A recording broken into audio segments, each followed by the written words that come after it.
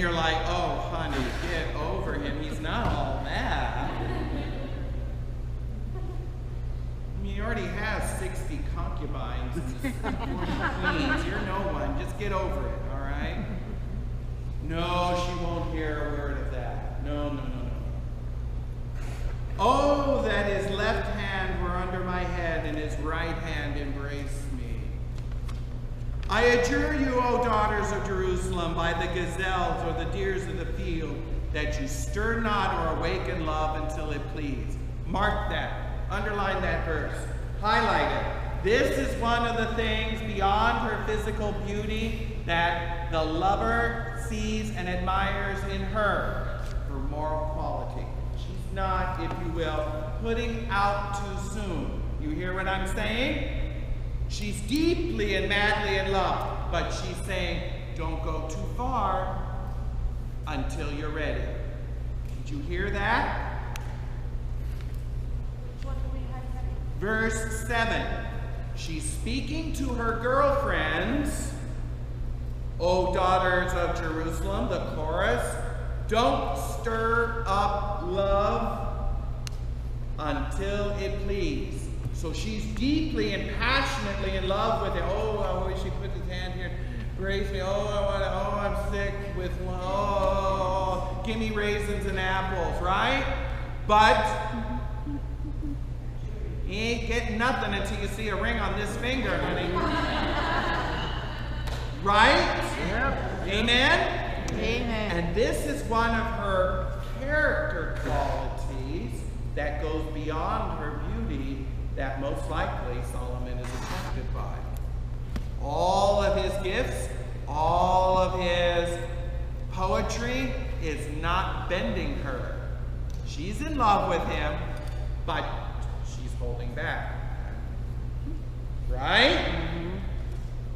That speaks of the moral quality that's greater than her mere outward appearance. Amen? Amen. Let's keep reading just a little bit longer. Keep with me. The voice of my beloved, behold, he comes, leaping upon the mountains, bounding over the hills. My beloved is like a gazelle or a young stag. Behold, there he stands behind our wall, gazing in at the window through the lattice.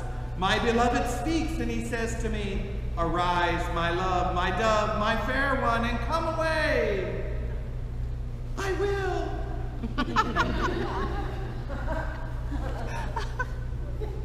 For behold, the winter is past, the rain is over and gone, the flowers appear on the earth, the time of pruning is come, and the voice of the turtle dove is heard in our land. The fig tree puts forth its figs, and the vines are in blossom, they give forth fragrance.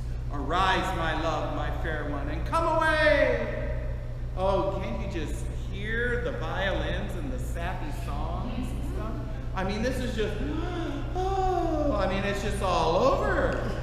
Even in English, I can imagine what this is like in Hebrew. Right? So all these images,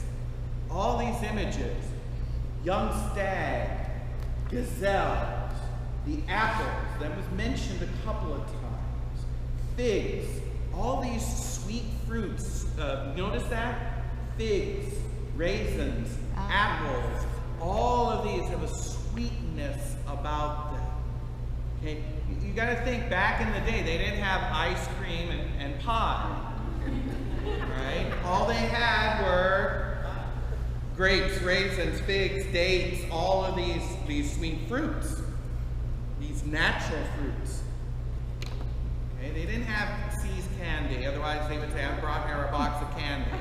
This is the equivalent of that back then. But more interesting, I'm going to leave you with this one other, and then next week we're going to dig some more into chapter 2. In fact, I would say, I'm going to say this before I finish, your homework is to read all, we almost finished with chapter 2. Read chapter 2 and do the study questions for understanding and for application. We're now at that point. So we'll spend some time in small groups going over the application of chapter 2, and then if there's time, we'll dig some more jewels out of chapter 2 in the For Understanding. But before you go, I've got to leave you with this one image, the image of apples.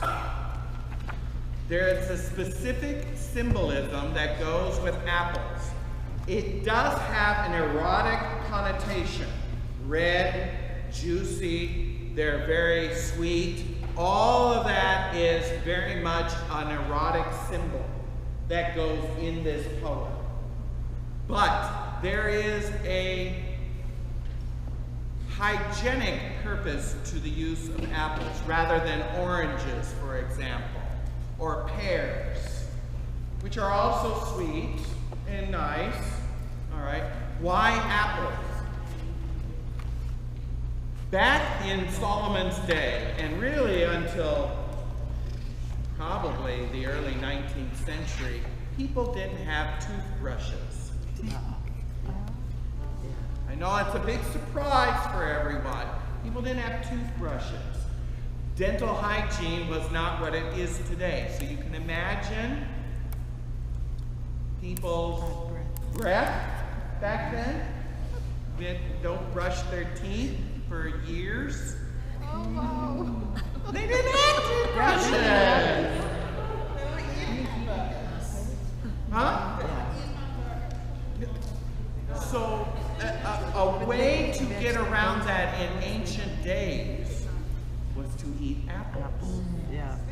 And the apples have, if you will, a cleansing property in the dental cavity. They're like nature's toothbrushes because of the crunchiness of the skin and flesh of the apple helps brush the teeth, and the enzymes in the apples, the juices, the sweetness, also freshens the breath. So what people in ancient times used to do after they went to bed was to put apples beside their bed.